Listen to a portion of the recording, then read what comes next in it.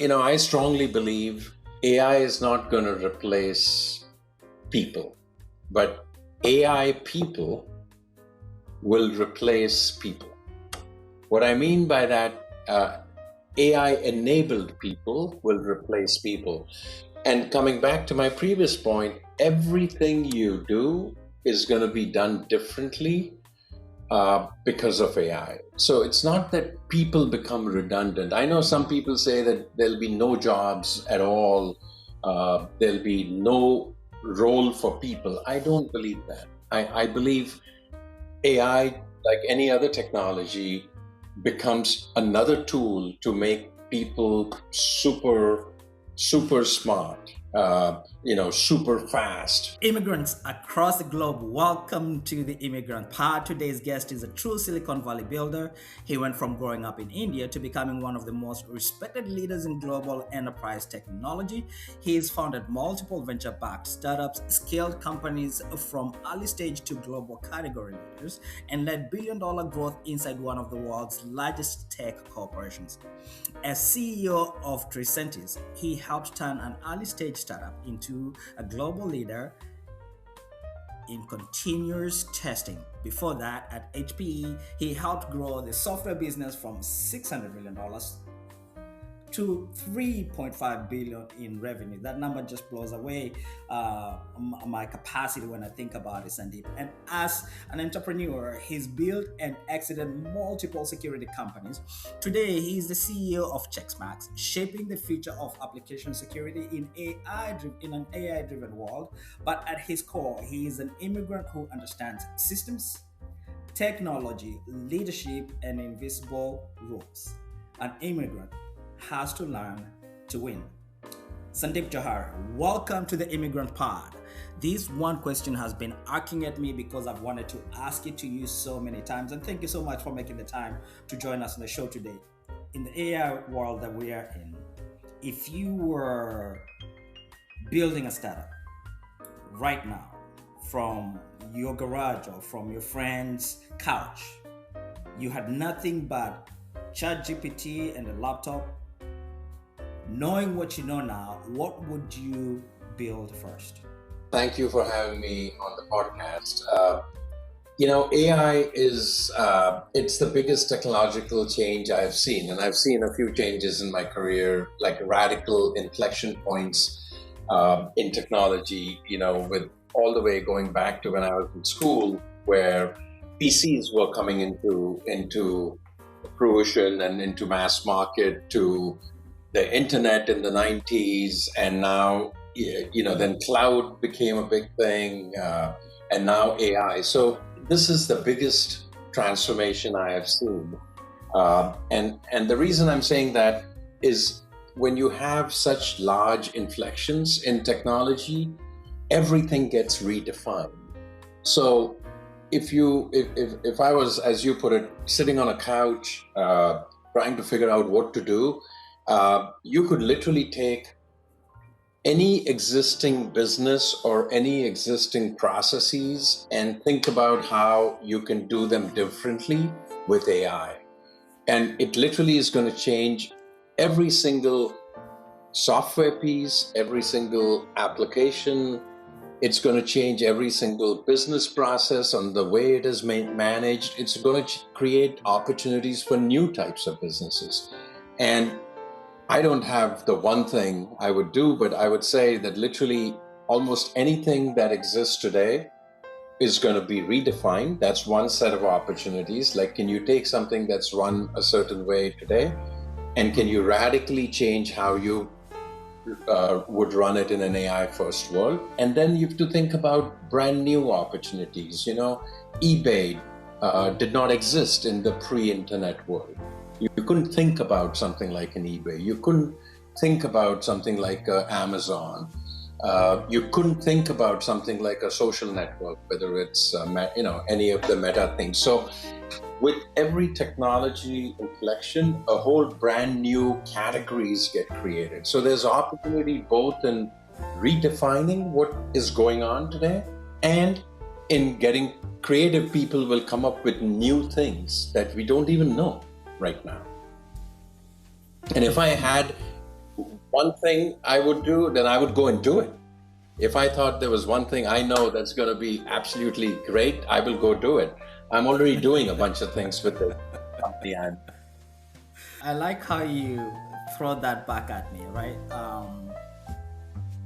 So I'm gonna narrow this for you, right? Because I have been asked this question twice at two different places. I walk into this restaurant the last time I did, and this waitress goes, "Martin, I have been listening to your show. I have a quick question. Everybody says waitresses are gonna be kicked out and robots are gonna be doing our job. So what am I supposed to do?" What is she supposed to do?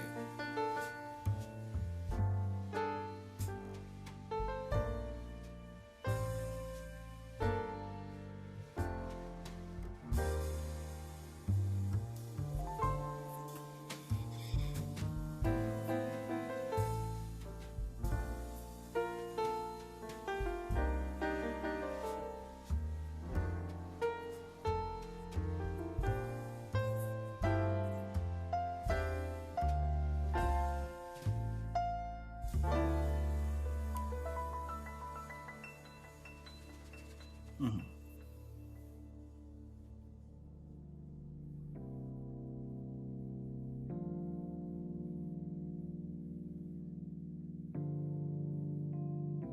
Super efficient. And I'll give you an example. We've all heard that AI can easily make Excel models, right? Like spreadsheets. Mhm. They do a pretty good job of that. This morning, I was I was reviewing something that I'd asked one of my analysts to work on. It was a very complex calculations of all the transactions we have done in the last 2 years. So there's a lot of data and stuff. And I expected him to take 3 weeks to build the Excel model to be able to start analyzing. And what he did it in 2 days. And he used ChatGPT to do it. So what he did is he put all the data together and then really spent a lot of time on prompts on what does he really want? How does he want it? What is he looking for? Blah, blah, blah. And the prompt that he gave is where the human thinking was, because only he understood the problem statement. AI cannot understand the problem statement. He understood the context, he understood the problem statement, and then he asked ChatGPT to build a model. That model would have taken him 2 weeks to build. It got built in 1 hour. But then he had to check it for whether it makes sense. He had to cross-check it, quality check it, see if it is doing what he wanted it to do. So it still took him 2 days. And his intelligence and value kind of got upgraded to critical thinking and let the model do the actual Excel spreadsheet. So it's not that you could get away with not having that person. That person, what would have taken him 3 weeks now, took him 2 days. So an AI-enabled analyst, now if there's another analyst who says, I don't like ChatGPT or I don't like any of this AI stuff, I do everything manually, and they might be super smart, but they'll take 2 weeks to do it. This guy did it in 2 days. So an AI-enabled analyst in this example will replace a super smart analyst if they are not AI-enabled. So yes, in some roles, jobs will change, right? For example, if you think about fully autonomous cars, okay, Uber driver, you won't need as many Uber drivers. Okay, got that. But that's always happened with technology. Once upon a time on farms, we had a very manual intensive farm labor. With mechanization, you can have 100-acre farms run by 4 people or 5 people with a lot of machines. So it's not that some jobs will not go away, but other jobs get created, and then the jobs that are existing often become enabled, become smarter. People need to become smarter. So that's what I believe. I don't think robotics will take care of everything and AI will take care of everything and you'll have $1 billion company with one person that's running AI. I just don't think that's going to happen. Very interesting. Sandeep, Let's go back to the young version of you, right? You're in India, you're hanging out with your dad, and he makes it very clear that your future is in the US. What was your mindset then? And when you got to America, what translated rapidly, and how did you adapt to start seeing opportunities for you? Yeah, so when I was in India, I actually wanted to start a business in India. I always wanted to be an entrepreneur. And I was not looking to go to America. But my dad convinced me. He said, you need to open up your mind when you go to a foreign country, especially America, the great America. There's a whole new set of opportunities that open up that you don't even know about. And I had applied for a master's in engineering, and I didn't really want to do a master's in engineering because I thought, hey, I want to start a business. I don't need another degree in engineering. And he convinced me that it's a good idea to go. You can always start something. You can always come back and then start something, or you can start something there or whatever. And that convinced me that, hey, it's a good idea to explore a new area, a new opportunity, expand the mind. So that's kind of why I decided to come to the US for a master's degree, but it was to really open up and explore. Exploration was the idea at that time. I had not planned on permanently staying in staying in the US. I'd come thinking, hey, I'll go there, I'll get a master's degree, I'll see a new country, it'll open up new opportunities, and then I'll come back. I'll come back with a great idea and start a company in India. That was my plan. Well, have you gone back to India? Well, I kept thinking about, I'm going to go back to India in a few years. And then after 20 years, I realized that I'm not going to go back to India. I'm settled down here, and now I'm going to. But for 20 years, I kept talking about, okay, well, I am planning to go back. After I finish this job and learn this skill, I'm going to go back. And, that went on for, 15 years probably. And then at some point I said, no, I actually have lived here long enough. I'm comfortable here. I'm excited about staying here. So I'm going to stay. And that's when I became a US citizen. So It's going to be very difficult for us to escape from this one vertical, and that's AI, because AI is huge. Immigrants need to understand it. If they don't understand it, you're in the space really positioned well. And so I may seem to have more of an inclination of asking questions related to AI and what the future of man looks like. Sure. Yeah. What's something about AI, Sandeep, in the SAA space that you think is BS, but nobody wants to say it aloud? In what space? SaaS, services software. Oh, okay. What is BS? Well, I don't know if it's BS. What happens is when you have something so dramatic, a change, no one really knows for sure how things are going to pan out. So the only thing I would say is BS are people that are saying they know for sure that this is going to happen or that is going to happen. The truth of the matter is no one knows exactly what's going to happen in the SaaS space. What we do know, it's going to change rapidly. There's going to be winners and losers, and some categories will get eliminated. Other categories will get morphed, and then there'll be a whole set of new categories that come up. Some people say that so maybe I can think of one thing. Everyone says that SaaS applications will become irrelevant because every enterprise, every business can just build their own applications. And I think that's BS, because they could build their own applications even with cloud technology. They could build their own applications with even client server technology. The reason they don't want to spend all their time building applications is because they have their own core competence, which is, let's say you're a pharma company. A pharma company wants to spend all their effort on building medicines, on creating new medicines and manufacturing new medicines. They don't want to become an expert at supply chain or an expert at marketing.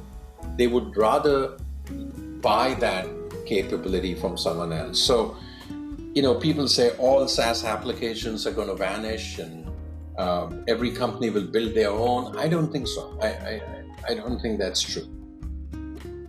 There'll always be an opportunity for a company to build deep expertise in a certain area and then take it to market. Now, an older company might not be appropriate in the new world, but it's not like all applications will vanish and everyone will build their own. So, immigrants that are listening to a show, and you asked about demographics earlier, most of them are professionals. We have a decent viewership on LinkedIn, and so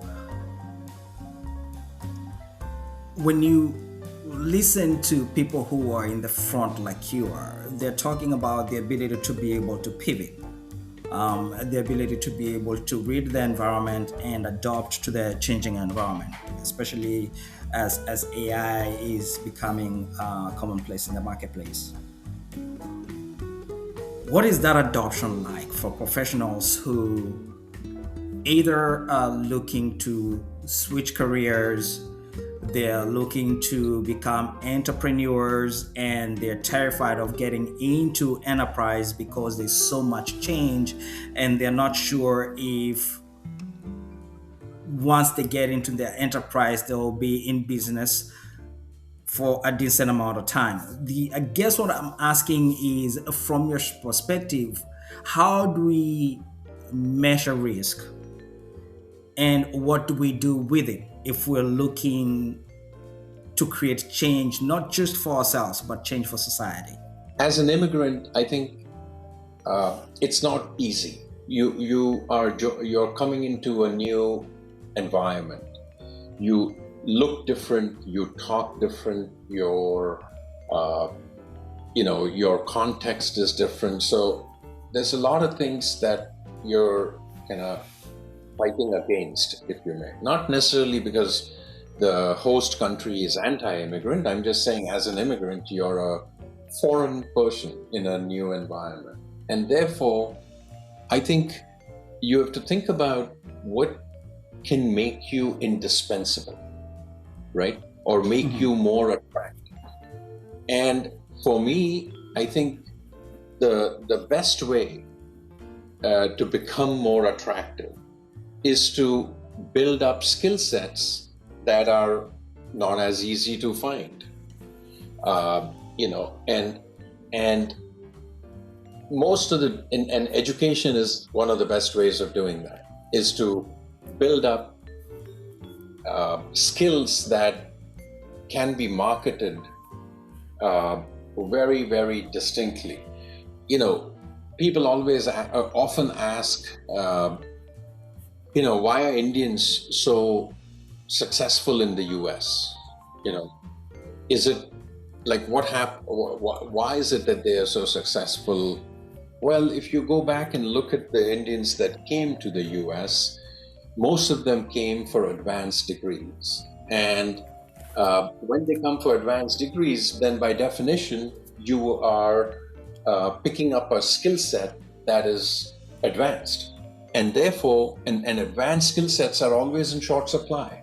So they got, despite being foreigners, despite having a different accent and different behavior and whatever, different color, their skill set was highly desirable because they had advanced degrees. So I think now coming to AI, nothing has changed. If whatever field you're in, try to become kind of a little more on the leading edge, a little more on the advanced side of things. And that then builds up a skill set. Let's say you're a history major. Let's say you're not technical. You're a history major or you're an archaeology major. Can you to be advanced, maybe you use AI to make to do historical analysis or historical summaries much better or faster. You become an AI-enabled historian as opposed to just a historian.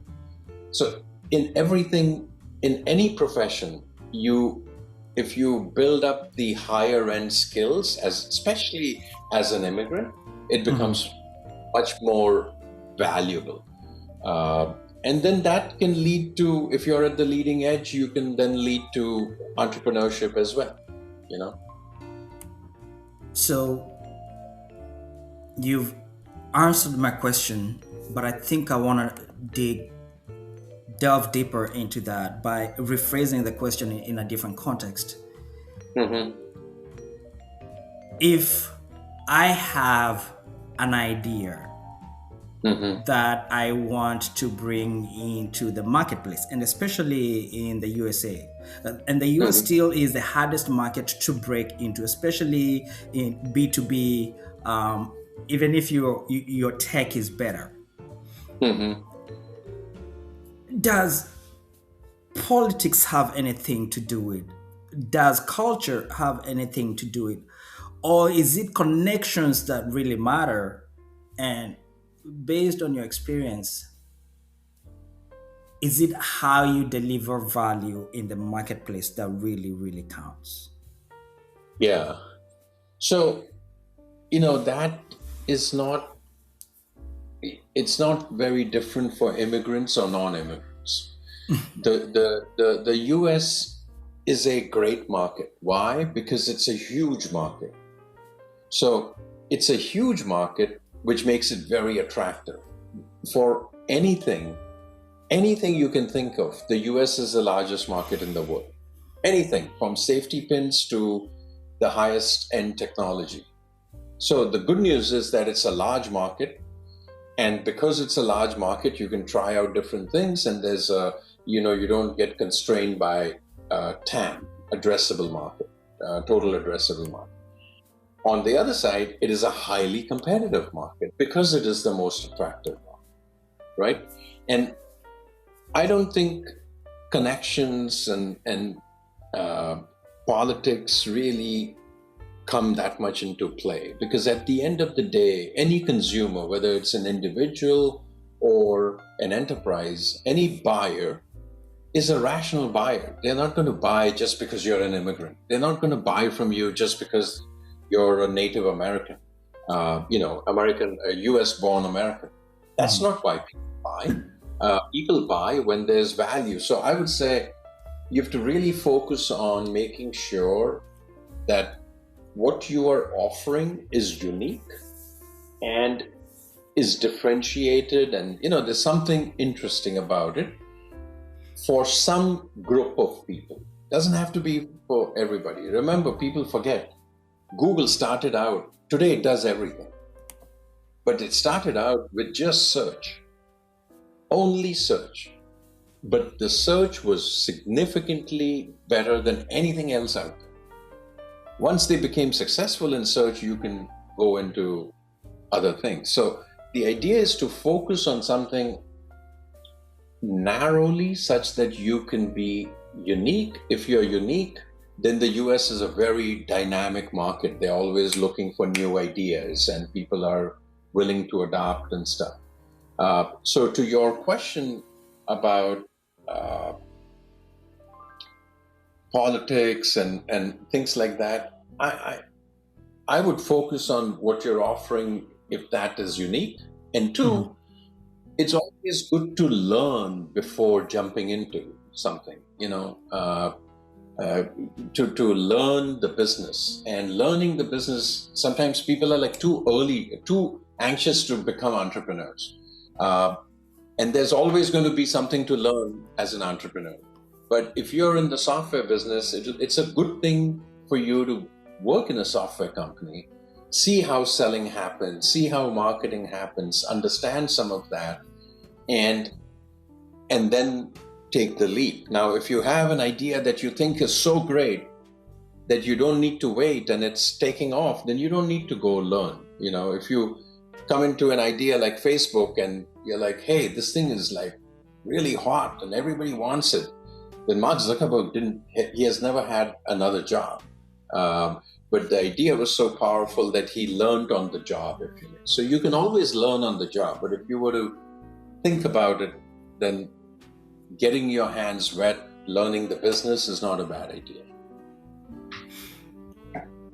Sandeep, you said education is the best way to build skills.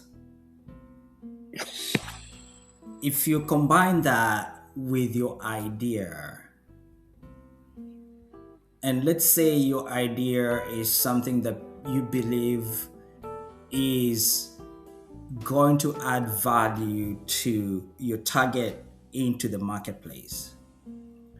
You've obviously worked with a variety of boards, a variety of different companies, and if there's anything you're very good at is knowing how to bring a product, an idea to the marketplace. For this entrepreneur who has an idea that they believe can be an add value to the marketplace, what are some of the characteristics of what they need to do to be able to bring their idea quickly into the marketplace? So, first of all, Martin, I've had a number of successful, a number of experiences that have been very successful that you called out, but people forget that even people don't list out all the unsuccessful ventures. So, who's an entrepreneur without failures, right?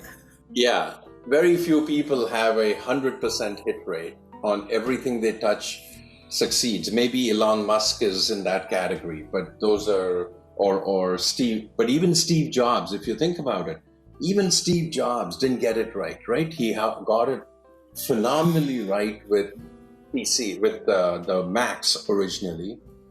Then he tried another company called Next, which was a disaster, complete disaster.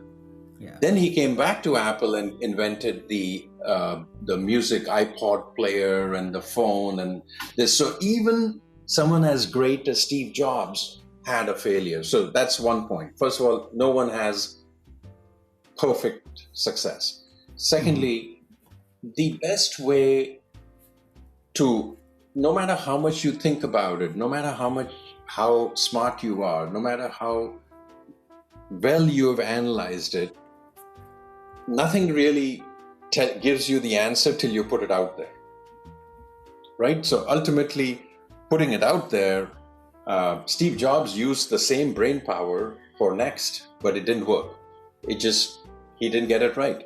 So the thing I would say is only when you put it out there do you really know whether it's working or not. As they say, whether the dogs will eat the dog food.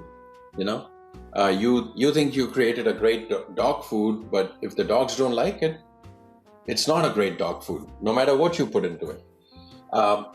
The last thing I would say is that when people think about new products, sometimes entrepreneurs think about, oh my God, I want to be I want something that is huge, okay? That is like multi-billion-dollar opportunity. And I think that is the wrong way to think about it. Every billionaire didn't start out by saying, I want to be a billionaire. That's why I'm going to think about this idea. You have to start with an idea that is a very compelling idea. So even if it's narrow, it can be an idea that only 5 of your friends will care about, of course, but it doesn't need to be a multi-billion-dollar opportunity. Think of it this way. If you're a first-time entrepreneur and you build $100 million company or a $10 million company, that is a big, big deal. Yeah. So in some ways, you have to have a schizophrenic perspective. You want big opportunities, but you don't want to pursue something that's too big because there'll be too many people pursuing that, or bigger companies will. You want to pursue something where you can be unique. You can be, as they say, you want to be the biggest fish in the pond that you're in. And if you're the biggest fish, you success. If you're the best at some niche category, but it's only a $50 million category, hey, if you become a $30 million company in a 50 million category, what's wrong with that? Then you can, and if you're that good, you'll become highly profitable, and you can then expand to another $50 million opportunity, or then you can expand to $1 billion opportunity. So, but the idea is that you first need to be successful at what you're doing to be sustainable. Once you're sustainable, you can keep expanding your horizon. Make sense? Absolutely. Absolutely. For me, it does. And I believe for our listeners, it does. Do you think being an immigrant actually gave you a secret edge in business, or did you learn to hustle harder? Yes, definitely. When you come as an immigrant, and most immigrants,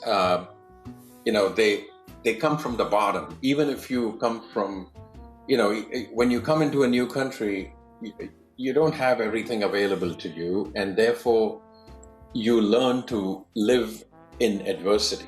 And that adversity actually teaches you to be more resilient in an entrepreneurship environment. Because entrepreneurship, no matter how smart you are, no matter how rich you are, when you're starting a new business, you are going to face some challenges. There's no business that just grows without any challenges. Even the most successful businesses, you can take the biggest companies, Amazon, Meta, Google, take the largest companies, even they had their challenges. So you have to be resilient as an entrepreneur. And immigrants, by their very definition, by the experience that they've gone through, are learn to live with adversity and to fight and come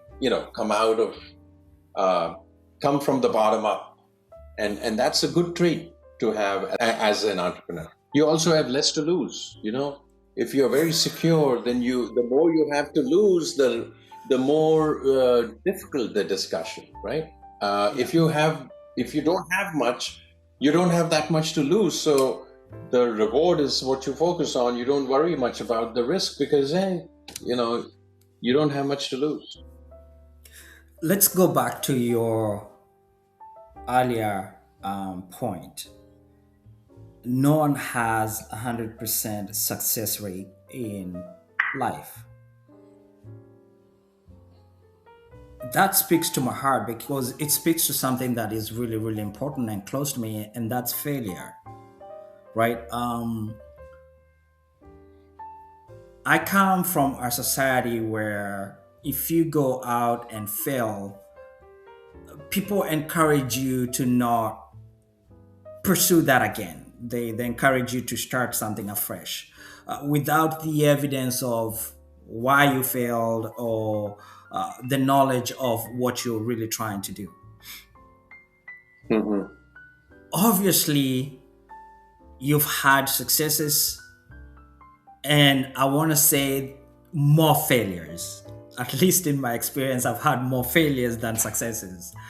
And so, talk to us about how you earlier on in your career learned how to deal with failure, and really how should immigrant entrepreneurs and those who are even taking the risk to migrate to another country deal with failure. Yeah, I think dealing with failure is something that you have to learn yourself as an individual. I think immigrants, because they're coming in a harder environment as an immigrant by definition, I think they learn that earlier. But even non-immigrants in the US, for example, if you are starting something as an entrepreneur, you will potentially have failures. It's not like immigrants have more failures than non-immigrants. So as an entrepreneur, you just have to learn to live with you have to learn to be resilient, because you will face a lot of challenges as an entrepreneur, whether your first venture fails or not. Even if it succeeds, there'll be a lot of challenges, and the resilience comes from challenges, and failure is just one form of it. But any entrepreneur will tell you that in their growth journey, there were lots of challenges and they had to keep going.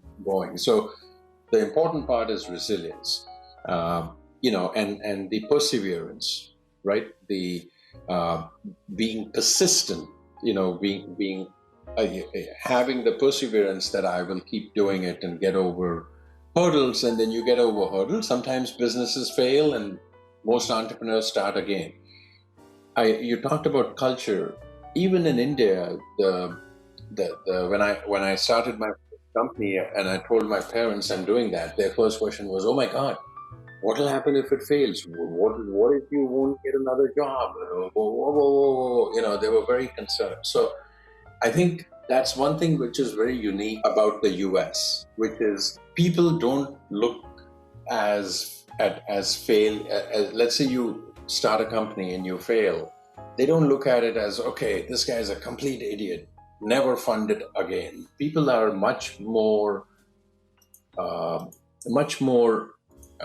entrepreneurial, I would say, in the US, or they're much more willing to give, especially in tech. I think in tech, people are even more willing to give a second and third try. Don't get me wrong, it's much better to succeed with your first one, even if it's a small success, because it's much easier to start a second company and a third company from successful companies. So I would not tell anybody, if you fail in the first 3 companies, it's going to be easier for you. It might be easier for you might have learned a lot, but it becomes more difficult if you have too many failures. So, but at a personal level, you learn to be resilient.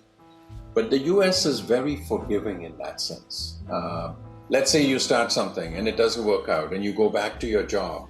They won't say, "Oh, you failed. Now I think you're a complete idiot and therefore I'm not even going to give you the job." It's not that way. People are like, "Yeah, okay, you failed. Okay, you want the job back. Okay, let's see if there's a job. We'll give you, So people they're less judgmental. At your level today, I'm sure there's a lot of people who are coming to you for mentoring. There's people who are looking for you to guide them in how they can become successful in their careers and in business. What are some of the fundamentals as a mentor when you have somebody who's younger or somebody who's looking to change their careers that is looking for you to guide them? What are some of the things you're looking for? Because I know you're not, every Tom, Peter, and Josie that comes into your life, you're not saying yes to all of them. There's a few that you're selecting through. Walk us through that process, right? Why are you selecting a certain few and not the majority? So you're right. There's usually more people that approach someone like me than I have time. And if I could, I would help all of them. But I don't have time to help everybody. So then, first of all, the first check is, if you may, some reference, some reason why the connection makes sense. It could be someone who's a friend's friend's friend, or someone who went to the same school as your undergrad, in my case in India, or there's usually some connection that helps. That's kind of the easiest filter. And then secondly, but even there, I have too many requests coming in. So you really have to, I use 2 things. One, do I like, when I meet the person, does it look like someone who truly wants mentorship? A lot of people ask for advice, but they don't really want advice. They just want confirmation of what they're doing. So I try to gauge whether people are really open-minded and are looking for mentorship and guidance, or are they just, closed-minded people. So I would rather work with someone who's open-minded. And the second thing there is, if they're working on an idea or is it something that excites me? because if I'm going to spend time on it, it should be something that appeals to me in some Yes. way. And Yes. appeals to me could be multiple fronts. Like, can I help them? Is this something that I'm knowledgeable about? Blah, blah, blah. So it's those two things, kind of personal dynamics and what I gauge of the people, and two, it's something that interests me or excites me. Sandeep, I'm yet to see a business that has been built by one individual and they became very successful. Most businesses require a team. As an immigrant takes that risk and they jump into the marketplace and they bring their idea into the marketplace and the idea has been accepted by people, now they want to grow their business. In the process of growing a business, you need to bring the right team members on board. You need to bring the right leaders on board based on your experience. What are some of the things you've learned in the marketplace for how to know the right time to bring somebody on board and the right person that would help you elevate your idea? I have always started a company with somebody. So I've always had a co-founder with me from the very beginning. I think that really helps because, it allows you to kind of bounce ideas, and you can often bring in a co-founder that has complementary skills. So you have skills in this area, but you could have a complementary set of skills that you can bring. So it makes the founding team stronger. But that is also something you have to be very careful about, because founders are like married people. You're stuck with each other. So you better make sure that you can work together well. So you have to be very careful in picking co-founders. One, they should be complementary. If there are three people with the same skill set, then they're likely to clash. So if you bring complementary skill sets, then they respect each other, and together you're better than individually. But secondly, you have to get along with them. You're going to spend 8 hours, 15 hours a day with them. So it's like, you should think of it as critically as you think about getting married to someone. You're like, it's that critical.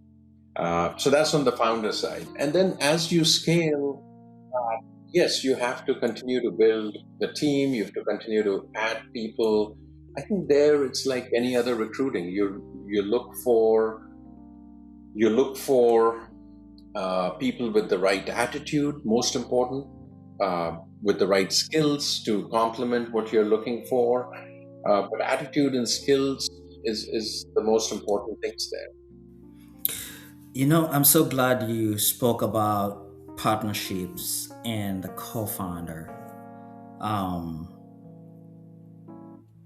In a partnership, something that a lot of people fail to define is the role of each partner, right? What are we supposed to each be doing, right? So walk us through, when you're looking for a co-founder or you're looking for a partner, what are some of the fundamentals, the basics that you would encourage people to be very careful about?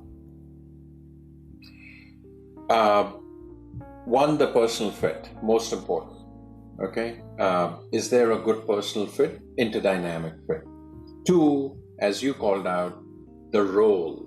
The role should be clear. When I started Oblix, for example, we had 3 co-founders. I brought them together, but we 3 all started together. But it was very clear what each one's role was. I was the CEO.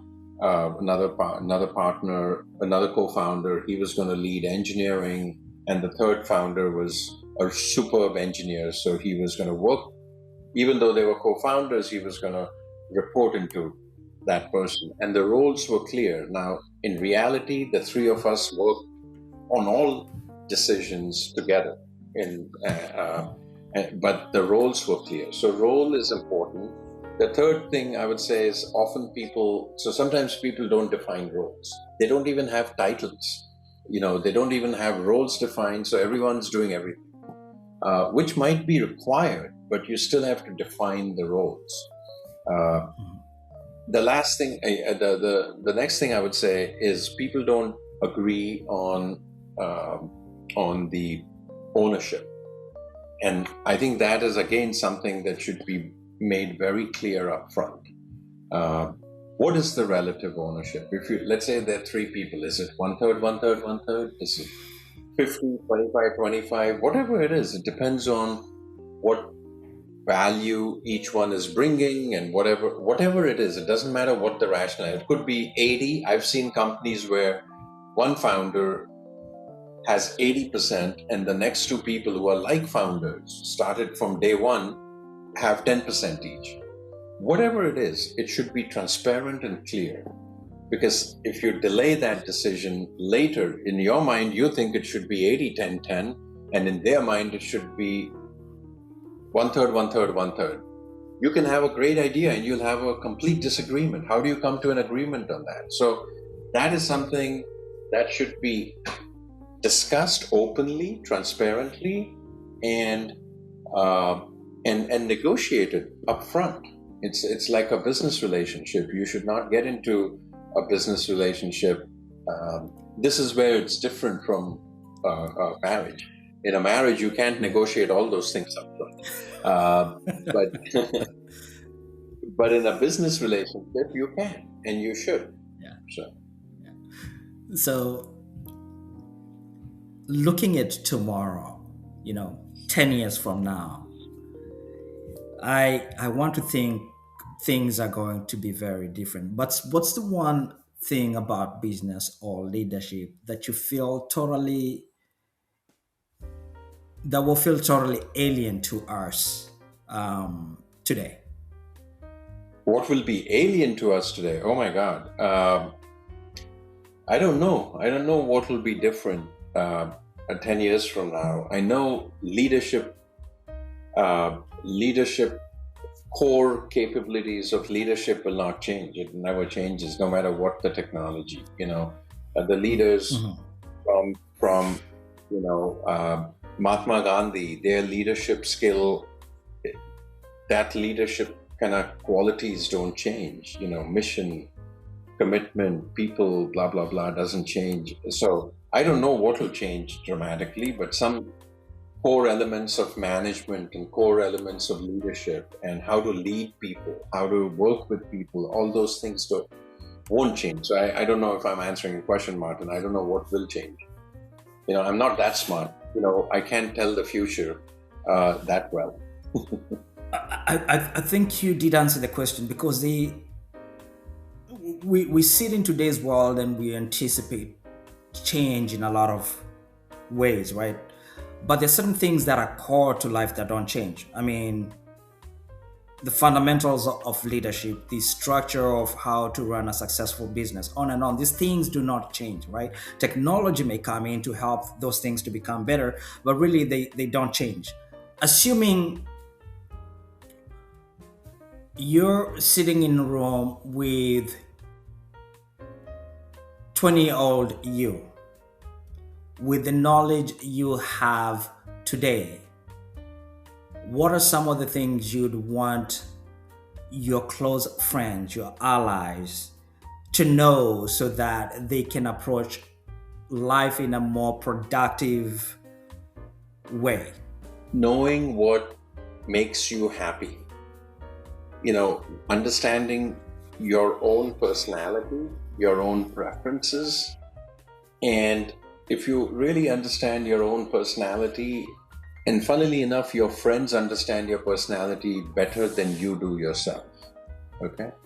So the better you understand your own personality with self-reflection or with talking to friends, the better it is, because everyone is different, and you might aspire to be one thing, but your personality is different, and understanding that is very valuable. That's one thing. The other thing I would say is, really understanding what motivates you and what makes you happy professionally.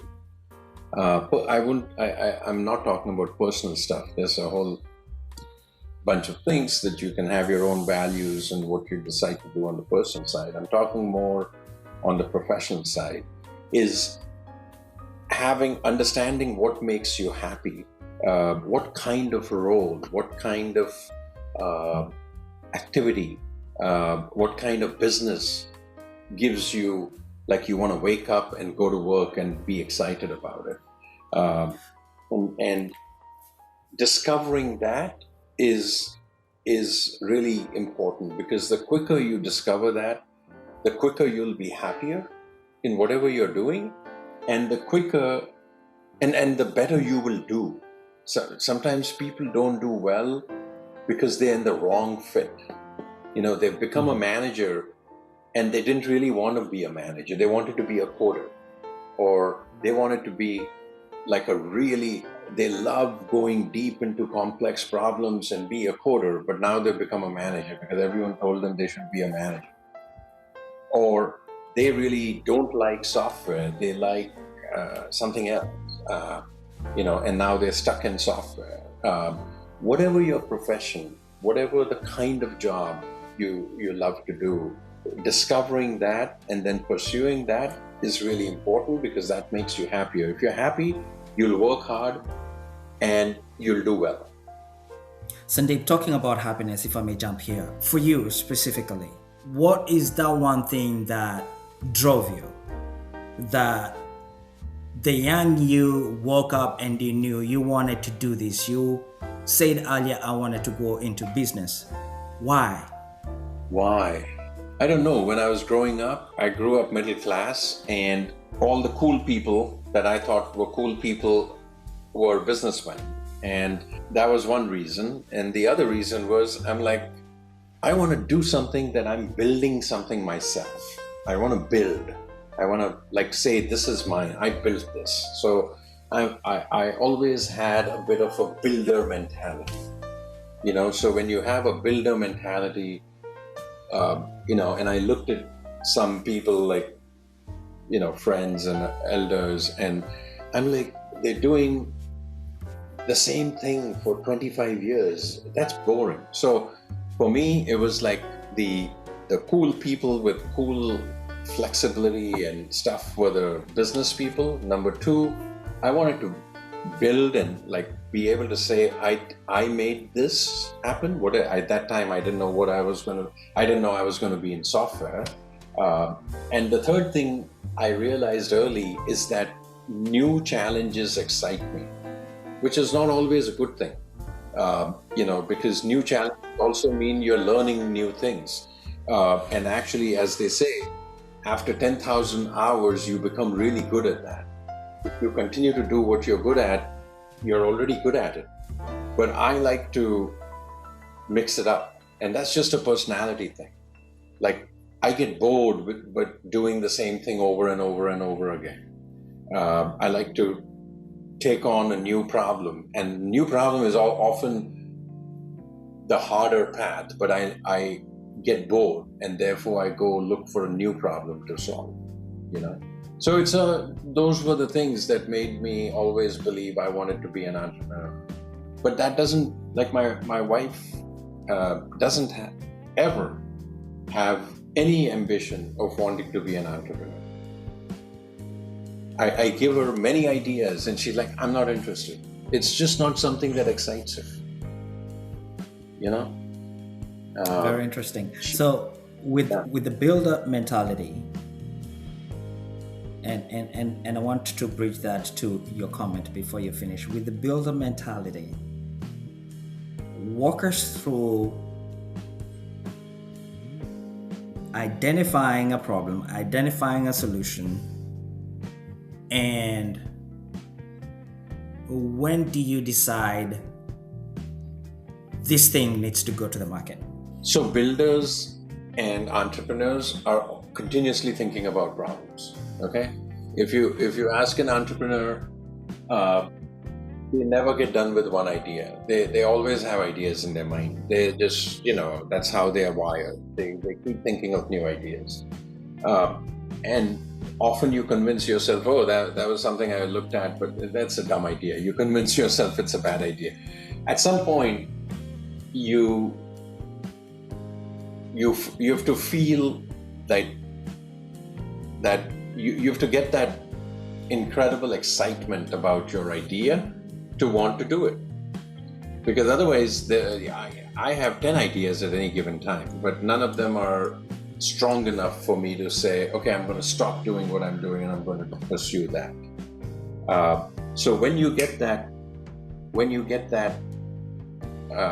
conviction is when you then give up stuff and do it and go through the pain. Starting anything is painful.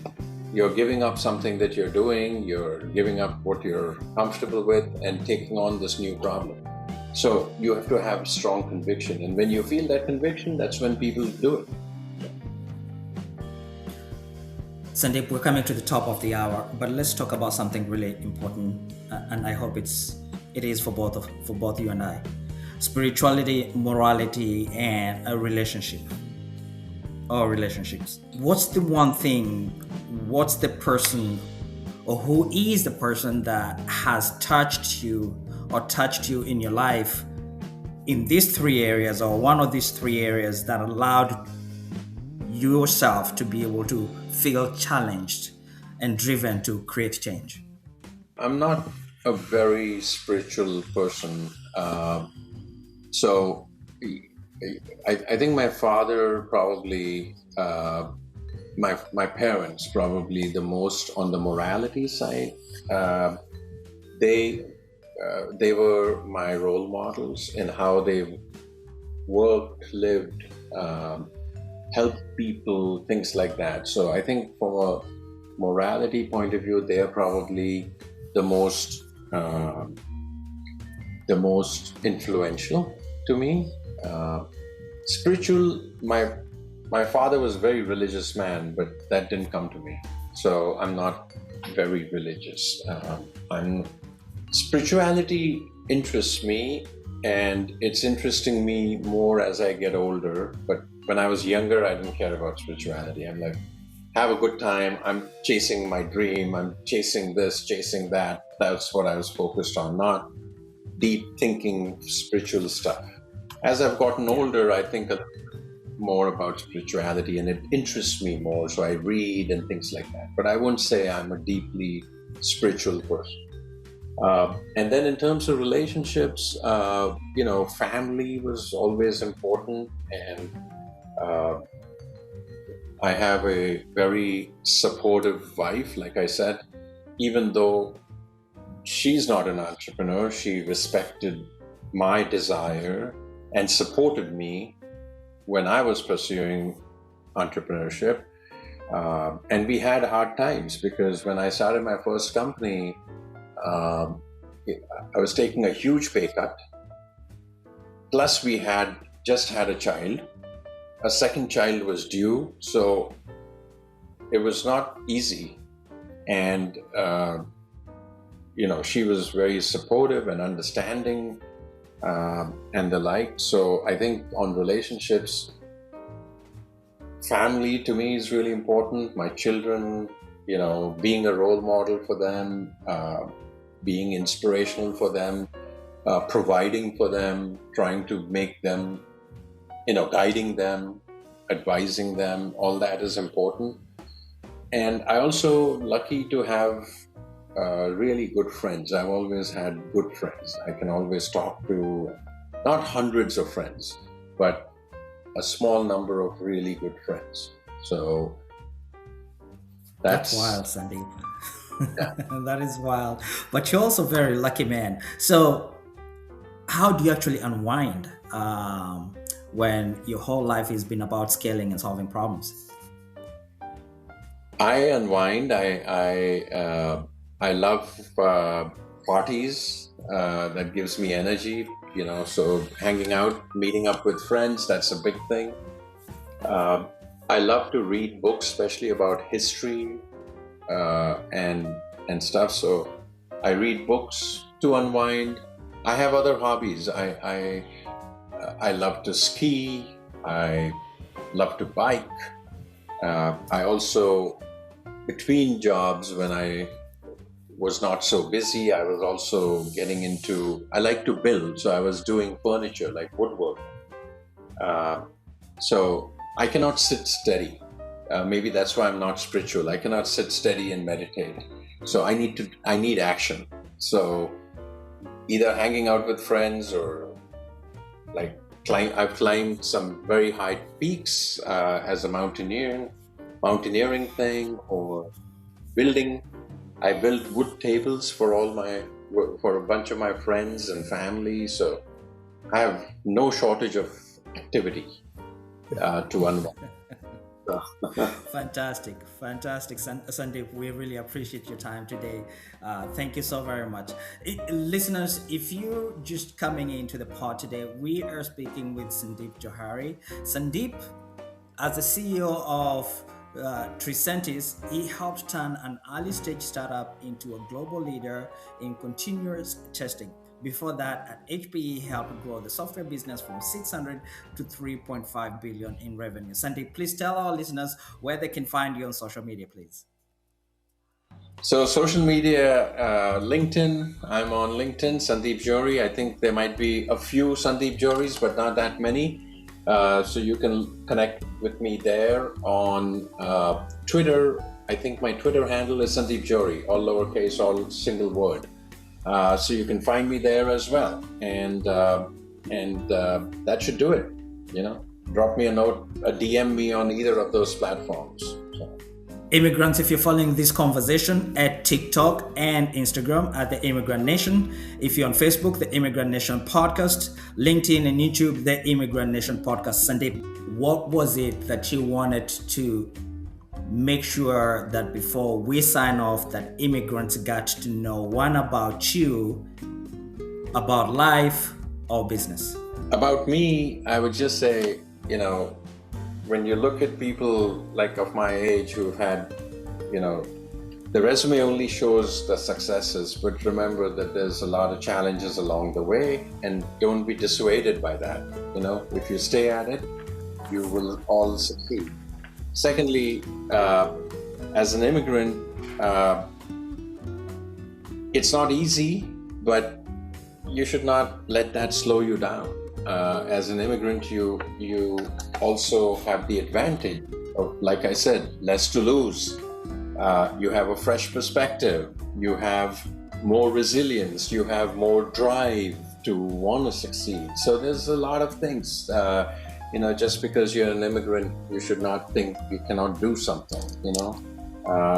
Find a way to make it happen. So. Thank you so very much.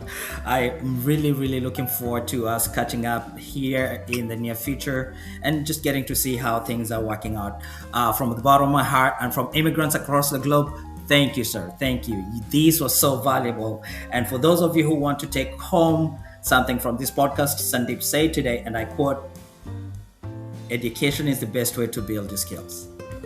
Okay, Martin, thank you. Thank you for the opportunity. I really enjoyed our conversation, and all the best to your audience.